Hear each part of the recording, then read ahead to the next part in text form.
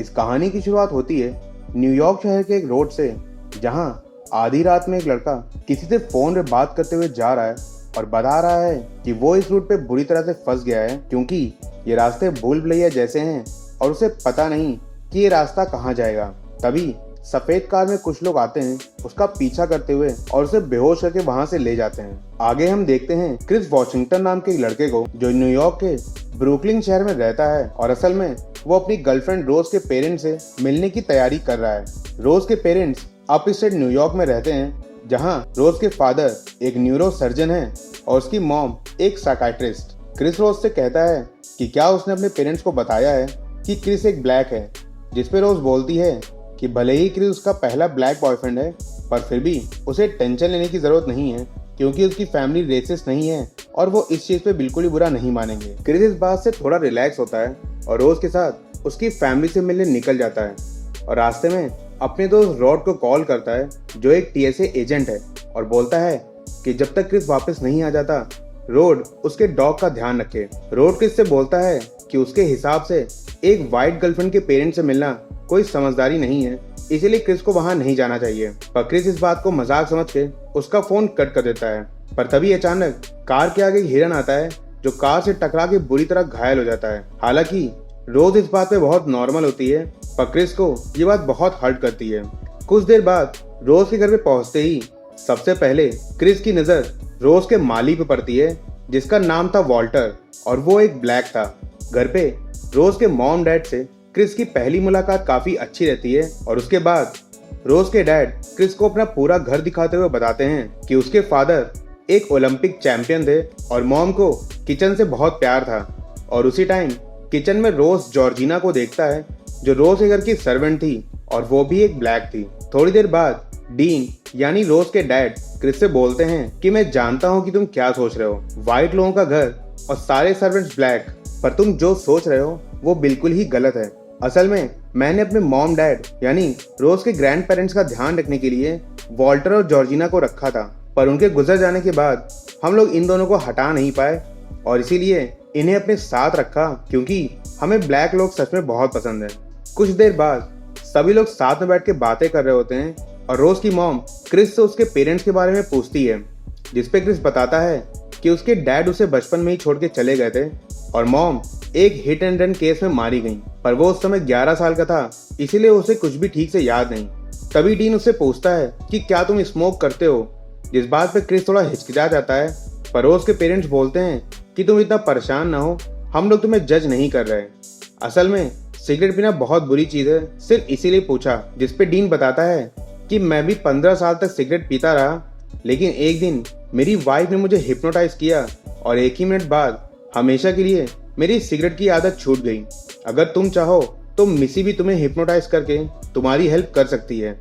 जिस बात पे क्रिस साफ साफ मना कर देता है। उसी वक्त जॉर्जिना सबको ड्रिंक सर्व करने लगती है और ड्रीन बताता है कि क्रिस तुम एकदम सही समय पे हमारे घर आए हो, क्योंकि कल हमारी पूरी फैमिली की एक गेट टुगेदर है, जहां हमारे कई सारे रिलेटिव्स आएंगे। और इस बात को सुन के जॉर्जिना कुछ वियर्ड बिहेव करने लगती है और उससे ड्रिंक गिर जाती है, पर मैसी उसे थोड़ी देर रेस्ट करने को बोल के वहां से भेज देती है। रात में पूरी फैमिली डिनर करने बैठती है, जहां रोज का भाई जेरेमी भी आता है, जो कि एक मेडिकल स्टूडेंट था, पर वो पूरे टाइम बहुत ही अजीब बिहेव करता है, जैसे रोज के बचपन और उसके पास के बॉयफ्रेंड्स की बात सुनाना। और फिर क्रिस से पूछता है कि क्या तुम एमएमए फाइट्स देखते हो। क्रिस बोलता है कि उसे लड़ाई झगड़ा पसंद नहीं है, पर स्कूल के बाद उसने फर्स्ट ईयर में जूडो किया था, जिसपे क्रिस उसे फिजिकली खुद से लड़ने के लिए टीज करने लगता है, पर डीन और मैसी जेरेमी को डांट के तुरंत बैठा देते हैं। डिनर के बाद रूम में रोज बहुत गुस्सा होती है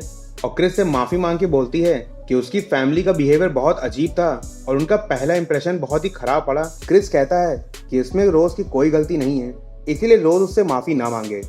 आधी रात में क्रिस उसी हिरन के सपने से डर के उठ जाता है और स्मोक करने घर से बाहर चला जाता है। घर के बाहर टहलते हुए क्रिस अचानक देखता है कि सामने से वॉल्टर भागता हुआ आ रहा है, जिसपे क्रिस बहुत डर जाता है, पर वॉल्टर भागते हुए उसके सामने से निकल जाता है और अगले ही पल क्रिस की नजर पड़ती है कि सामने विंडो पे जॉर्जिना भी बहुत अजीब सा बिहेव कर रही थी। अंदर आते ही मिसी क्रिस को देख लेती है और बोलती है कि स्मोकिंग करना बहुत गलत बात है, और अपने साथ थोड़ी देर बैठने के लिए क्रिस को अपने पास बुला लेती है। मिसी क्रिस से पूछती है कि क्या तुम्हें पता है कि ये कैसे काम करता है, जिसपे क्रिस बोलता है कि हाँ, आप चेन से लटकी हुई घड़ी मेरे सामने हिलाएंगी और मैं हिप्नोटाइज हो जाऊंगा। जिसपे मिसी बोलती है कि लगता है कि तुम टीवी बहुत देखते हो। असल में हिप्नोटाइजम ऐसे काम नहीं करता। हम लोग अपने आसपास रखी कोई भी चीज यूज कर लेते हैं जिससे हिप्नोसिस करना पॉसिबल है। और ये कहते हुए वो लगातार चाय के कप पे चम्मच घुमाती रहती है। मिसी क्रिस से पूछती है कि तुम अपनी मॉम के बारे में कुछ बताओ और उस रात के बारे में सोचो जिस रात उनकी डेथ हुई थी, और उससे उसी दिन की याद में जाने को बोलती है। कुछ ही सेकंड्स बाद क्रिस बहुत अजीब बिहेव करने लगता है और उसे मालूम भी नहीं चलता कि कब वो हिप्नोटाइज होना शुरू हो गया। मिसी बोलती है कि तुम्हें अफसोस है कि तुम उस रात कुछ भी नहीं कर पाए क्योंकि तुम बहुत छोटे थे और सिर्फ 11 साल के थे। और क्रिस रोते रोते अचानक एकदम से ब्लैंक हो जाता है और मिसी बोलती है कि तुम अब एक काली दुनिया में हो जहां से बाहर निकलना पॉसिबल नहीं है। कुछ देर बाद अचानक क्रिस की आंख खुलती है और वो खुद को रोज के रूम में पाता है। अगली सुबह क्रिस घर के बाहर फोटोज क्लिक कर रहा होता है, तभी फिर से विंडो पे वो जॉर्जिना को कुछ अजीब सा बिहेव करते देखता है। उसके बाद क्रिस वॉल्टर से बात करने की कोशिश करता है और वॉल्टर बड़ी अजीब सी बातें करते हुए क्रिस से बोलता है कि वो बहुत खूबसूरत है ना रोज, वो बहुत खूबसूरत है, मुझे पता है वो बीवी बनने के लायक है। और सॉरी, मैंने कल रात तुम्हें एक्सरसाइज करते हुए डरा दिया, पर मैं उम्मीद करता हूँ कि कल रात तुम्हारी बात जरूर बनी होगी। क्रिस पूछता है कि तुम कौन सी बात की बात कर रहे हो, जिसपे वॉल्टर बताता है कि मैंने तुम्हें कल रात में मिसिस मिसी आर्मिटेज के रूम में देखा था। और ये सुन के क्रिस समझ जाता है कि रात की बात कोई सपना नहीं बल्कि सच में उसे हिप्नोटाइज किया गया था। घर पे आके क्रिस अकेले में रोज से बताता है कि कल रात उसकी मॉम ने क्रिस को हिप्नोटाइज किया और अब उसे सिगरेट को देख करके भी उल्टी मालूम हो रही है। इस बात पे रोज बहुत गुस्सा होती है और उसे माफी मांगती है और अगले ही पल गेट टुगेदर के सारे गेस्ट घर पे आ जाते हैं। रोज सबसे क्रिस को मिलवाते हुए उसको इंट्रोड्यूस कर रही होती है, पर सभी गेस्ट का बिहेवियर बहुत ही अजीब होता है। कोई क्रिस से पूछता है कि क्या तुमने कभी गोल्फ खेला है और तुम गोल्फ स्टिक को कैसे पकड़ते हो। कोई क्रिस को देख के बोलता है कि क्रिस तो फिजिकली बहुत फिट है और फिजिकली उसकी बॉडी चेक करने की कोशिश करता है। और कोई उससे बोलता है कि आजकल तो ब्लैक्स का फैशन आ गया है। क्रिस थोड़ी देर में बहुत इरिटेट हो जाता है और अकेले में फोटोज क्लिक करने लगता है। तभी उसकी नजर सबके बीच एक ब्लैक आदमी पर पड़ती है जिसका नाम था लोगन। क्रिस उसके पास जाता है और उसे बोलता है कि उसे अपने जैसे किसी को देख के यहाँ बहुत अच्छा लगा, पर लोगन का भी बिहेवियर काफी अजीब होता है।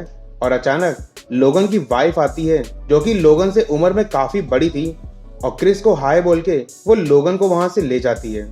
कुछ देर बाद क्रिस की मुलाकात मिस्टर हडसन नाम के बूढ़े आदमी से होती है जो बोलता है कि मैं तुम्हें जानता हूँ क्रिस, तुम्हारी फोटोग्राफी बहुत ही अच्छी है। क्रिस भी उसे पहचान जाता है जो कि एक फेमस हडसन गैलरी का मालिक मिस्टर हडसन होता है। मिस्टर हडसन क्रिस को बताते हैं कि वो जेनेटिक डिजीज की वजह से हमेशा के लिए अंधे हो गए, पर उन्हें क्रिस की नजरों का एक्सपीरियंस बहुत पसंद है क्योंकि वो बहुत अच्छी फोटोज क्लिक करता है। क्रिस पूछता है कि अंधे होने के बाद भी आप ये कैसे करते हैं, जिसपे वो बताता है कि उसका असिस्टेंट उसे हर फोटो की एक एक बारीकी समझा देता है, इसीलिए उसके लिए करना आसान है। कुछ देर बाद घर पे आके क्रिस देखता है कि उसके फोन की चार्जिंग निकली हुई है और वो रोज से बोलता है कि जॉर्जिना ने उसके फोन की चार्जिंग निकाल के उसका फोन बंद कर दिया। और अपने दोस्त रॉड को कॉल करके बताता है कि यहाँ पे सब कुछ बहुत अजीब हो रहा है, मुझे कल रात में हिप्नोटाइज करा गया, पर अच्छी बात यह है कि मेरी स्मोकिंग अब हमेशा के लिए छूट गई है। रॉड इस बात पे बहुत गुस्साता है और बोलता है कि ये सब बहुत अजीब है और तुम्हें अभी वहां से निकल जाना चाहिए।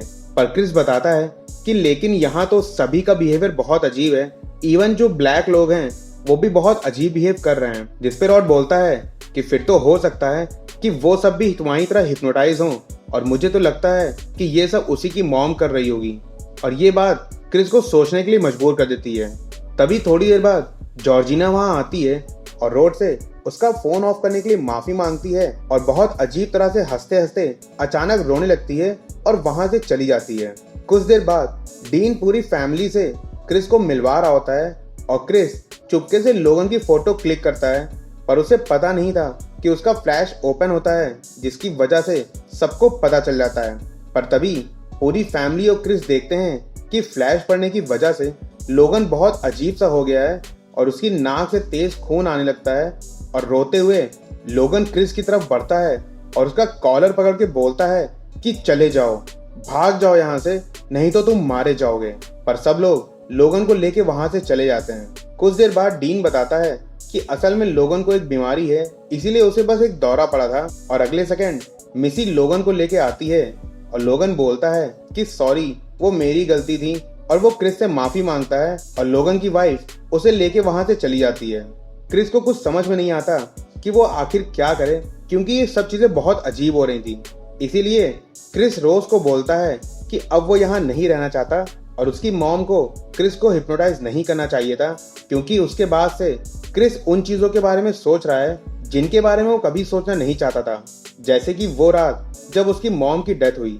और ठीक उसी समय डीन सभी फैमिली मेंबर्स के साथ बैठ के किसी चीज की बिडिंग करवा रहा था, जिस बिट को मिस्टर हडसन जीत जाते हैं। और वो बिट किसी और चीज की नहीं बल्कि क्रिस के लिए लगाई जा रही थी। रात में क्रिस घर आके रॉड को वो फोटो सेंड करता है और उस फोटो को देखते ही रॉड तुरंत क्रिस को कॉल करके बोलता है एंड्रे हेवर्थ। क्रिस बोलता है कि ये कौन है, जिसपे रॉड क्रिस को बताता है कि ये एंड्रे हेवर्थ है जो कुछ समय पहले गायब हो गया था। पर उसे समझ में नहीं आ रहा कि आखिर ये उस पार्टी में कर क्या रहा है, जिसपे क्रिस बोलता है कि हाँ, मुझे भी पता था कि मैं उसे कहीं ना कहीं पहले देख चुका हूँ, पर मुझे याद नहीं आ रहा था क्योंकि वो पहले से काफी बदला हुआ है। रॉड कहता है कि तुम तुरंत वहां से निकल जाओ, जरूर उस बूढ़ी औरत ने एंड्रे को अपना सेक्स स्लेव बनाया होगा और कहीं तुम भी इन सब में ना फंस जाना। क्रिस तुरंत रोज से बोलता है कि वो पैकिंग करे, क्योंकि वो लोग अब यहाँ और नहीं रुक सकते। और पैकिंग करते टाइम क्रिस की नजर एक रेड कलर के बॉक्स में पड़ती है, जिसके अंदर उसे रोज की कुछ फोटोज मिलती हैं, जिसमें हर फोटो में रोज एक नए ब्लैक पर्सन के साथ थी, जिनमें से एक फोटो में जॉर्जिना और वॉल्टर भी थे, जिसका मतलब था कि रोज ने क्रिस से झूठ बोला था कि क्रिस उसका पहला ब्लैक बॉयफ्रेंड है। अचानक रोज वहां आती है और क्रिस नॉर्मल होने की कोशिश करता है, पर रोज कहती है कि उसे कार की चाबियां नहीं मिल रही। क्रिस रोज से बोलता है कि वो जल्दी से चाबियां ढूंढे और वो घर के गेट की तरफ जाता है, पर तभी पूरी फैमिली उसे घेरने लगती है और अजीब सा बिहेव करती है। क्रिस बहुत डरा होता है और गुस्से में रोज से कहता है कि मुझे चाबियां दो, पर जेरेमी क्रिस पे हमला कर देता है और रोज बोलती है कि तुम जानते हो ना कि मैं तुम्हें वो चाबियां नहीं दे सकती। तभी क्रिस समझ जाता है कि उसके पास कोई और ऑप्शन नहीं बचा और वो जेरेमी पे हमला करता है, पर मिसी चाय के कप से 3 बार आवाज करती है और अगले ही सेकंड क्रिस बेहोश हो जाता है। अगली सुबह रॉड क्रिस को बहुत कॉल करता है, पर उसका कोई भी रिप्लाई नहीं आता। इसीलिए वो क्रिस के घर जाके उसके डॉग को खाना देता है और इंटरनेट पे एंड्रे हेवर्थ के बारे में सर्च करने लगता है, जहां उसे पता चलता है कि रॉड बिल्कुल सही था। कुछ समय पहले एंड्रे हेवर्थ नाम के एक लड़के की मिसिंग रिपोर्ट दर्ज कराई गई थी, पर वो कभी भी किसी को मिला नहीं। उधर क्रिस को होश आता है और वो खुद को एक चेयर से बंधा हुआ पाता है। तभी वहां एक टीवी पे क्रिस को रोज के ग्रैंडफादर नजर आते हैं, जिनका नाम था रोमन आर्मिटेज। रोमन क्रिस को बताता है कि तुम जरूर सोच रहे होगे कि तुम्हारे साथ ही क्या हो रहा है। असल में तुम्हें चुना गया है तुम्हारी शारीरिक क्षमताओं के लिए, जो बहुत ही खास हैं। हम लोग इसे कॉगलर प्रोसीजर बोलते हैं और अपने जैसे औरों के लिए इस सर्विस को प्रोवाइड करते हैं, जिसका मतलब था कि ये ऐसे लोगों का ग्रुप था जो किसी तरह के खास ब्लैक लोगों को हमेशा के लिए हिप्नोटाइज करके उनकी रियल आइडेंटिटी को हमेशा के लिए हाइड करके उन्हें लाइफ टाइम अपने मतलब के लिए यूज करते थे।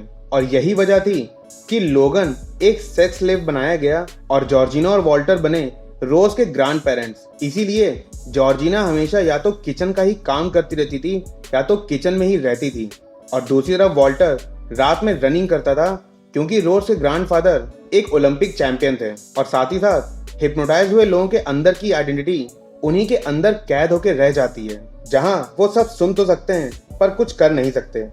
अगले ही पल टीवी पे कप की आवाज आती है और क्रिस फिर से बेहोश हो जाता है। अगली सुबह रोड पुलिस के पास जाके उन्हें सारी बात बताता है कि कैसे उसका फ्रेंड किसी सेक्स स्लेव जैसी चीज में फंसने वाला है, पर इस बात पे पुलिस उसकी बातों को गंदा मजाक समझती है और उसे वहां से भगा देती है। घर पे रोड रोज को कॉल करता है और उसकी कॉल रिकॉर्डिंग पे लगा के उसकी मॉम के हिप्नोसिस के बारे में उससे बात करता है, पर रोज उसकी इंटेंशन समझ जाती है और बोलती है कि मैं जानती हूँ तुम मुझे पसंद करते हो और क्रिस से जलते हो, इसीलिए मुझे बार बार फोन करके परेशान कर रहे हो। रोड भी समझ जाता है कि इसे सब कुछ समझ में आ गया है, इसीलिए वो भी फोन कट कर देता है। कुछ देर बाद क्रिस को फिर से होश आता है और इस बार उसे टीवी में मिस्टर हडसन नजर आते हैं। हडसन क्रिस को बताता है कि मैं तुम्हें सारी बात सही से समझाता हूँ। असल में हम ये 3 फेज में करने वाले हैं। पहला फेज था हिप्नोटिज्म, दूसरा फेज है ऑपरेशन के लिए मेंटली इंसान को प्रिपेयर करना और तीसरा होगा ट्रांसप्लांट, जिसमें हम दोनों के ब्रेन का वो हिस्सा जो नर्वस सिस्टम से जुड़ा है उसे आपस में एक्सचेंज किया जाएगा, जिससे कि तुम लाइफ टाइम के लिए हडसन में बदल जाओगे। हडसन क्रिस को बताता है कि क्रिस को चुना गया है सिर्फ और सिर्फ उसकी फोटोग्राफी के हुनर के लिए, क्योंकि हडसन भी ठीक वैसी ही फोटोज क्लिक करना चाहता है, पर आंखें ना होने की वजह से वो ऐसा कर नहीं सकता। और साथ ही साथ ये भी बताता है कि तुम पूरी तरह से मरोगे नहीं, बल्कि तुम्हारी पहचान हमेशा के लिए एक न्यूट्रल फॉर्म में चली जाएगी, जहां तुम जिंदा तो रहोगे पर हडसन के कंट्रोल में। थोड़ी देर बाद ऑपरेशन शुरू होता है और जेरेमी क्रिस को लेने आता है, पर जैसे ही जेरेमी क्रिस को खोलता है, क्रिस बुरी तरह से जेरेमी पे हमला करता है और अपने कान से कॉटन निकालता है जो उसने चेयर से निकाली थी ताकि वो कप की साउंड को सरवाइव कर सके, और उसका ये प्लान किसी तरह से काम कर जाता है। बाहर आके क्रिस डीन को भी मार देता है और इससे पहले कि मिसी कुछ कर पाती, वो दौड़ के चाय का कप तोड़ देता है और मिसी को भी मार देता है। बाहर आते ही क्रिस कार लेके भागने की कोशिश करता है, पर तभी जॉर्जिना कार से टकरा जाती है और क्रिस सोचता है कि वो जॉर्जिना को यहाँ अकेला नहीं छोड़ सकता, इसीलिए वो जॉर्जिना को भी अपने साथ कार में बिठा के ले जाता है। तभी रोज ये सब देख लेती है और गन लेके बाहर आती है और क्रिस का पीछा करने लगती है। कुछ ही सेकंड्स बाद अचानक कार में जॉर्जिना क्रिस पे हमला कर देती है और कार टकराने की वजह से जॉर्जिना की भी मौत हो जाती है। अगले ही सेकंड रोज बोलती है कि जाइए दादाजी, और वॉल्टर दौड़ते हुए आता है और क्रिस पे हमला कर देता है। क्रिस उससे बहुत कोशिश करने के बाद भी क्रिस वॉल्टर से बच नहीं पाता, इसीलिए वो अपनी जेब से फोन निकाल के वॉल्टर की एक फोटो क्लिक करता है और फ्लैश पड़ते ही वॉल्टर चिल्लाता है और होश में आ जाता है। वॉल्टर तुरंत रोज से उसकी गन लेता है और पहले वो रोज को मारता है और फिर खुद को भी शूट कर लेता है। एक बार के लिए क्रिस कोशिश करता है कि वो गला दबा के रोज को मार दे, लेकिन वो ऐसा कर नहीं पाता और अगले ही पल पुलिस की एक कार आती है जिससे रोड बाहर निकलता है और बोलता है कि क्रिस, मैंने तुमसे कहा था कि तुम्हें यहाँ नहीं आना चाहिए था, पर तुम परेशान मत हो क्योंकि अब सब कुछ ठीक हो चुका है। और ये कह के रोड क्रिस को वहां से लेके चला जाता है और कुछ ही देर बाद रोज भी मर जाती है और कहानी खत्म। तो यार आई होप तुम लोग को आज की कहानी पसंद आई होगी। वैसे ये कहानी तुम्हें नेटफ्लिक्स पे हिंदी ऑडियो में भी मिल जाएगी, तो तुम चाहना तो इसे एक बार जरूर देखना। ये मूवी सच में बहुत अच्छी है। बाकी मैंने रिसेंटली कुछ मूवी सजेशन का भी वीडियो बनाया था, तो तुम लोग टाइम मिले तो प्लीज़ उसे भी एक बार ज़रूर चेक करना। अगर तुम लोग को पसंद आया तो तुम लोग कमेंट्स में बताना, मैं ऐसे ही और भी वीडियोस फ्यूचर में बनाऊंगा। ऊपर से मैं तुमसे कहना चाहता हूँ कि यार तुम लोग व्यूज़ तो देते हो पर भाई कमेंट्स नहीं करते हैं, तो प्लीज़ एटलीस्ट कमेंट ज़रूर किया करो। चाहे तुम्हें वीडियो पसंद आए या ना पसंद आए, जैसा भी लगे, पर बोलो ज़रूर, क्योंकि उससे मुझे फ्यूचर में और बेटर करने में हेल्प मिलती है। बाकी आज का वीडियो तुम्हें कैसा लगा तुम मुझे कमेंट्स में ज़रूर बताना, और अगर वीडियो पसंद आया तो उसे लाइक और शेयर ज़रूर करना। और मैं ऐसे ही फैक्ट्स और अमेजिंग स्टोरीज लाता रहता हूँ, तो उन्हें मिस ना करने के लिए मेरे चैनल फिल्मी फंट्री को सब्सक्राइब करके वो बेल आइकन ज़रूर बजाना। अब मिलूंगा जल्दी किसी नई अमेजिंग स्टोरी के साथ, तब तक के लिए बाय बाय।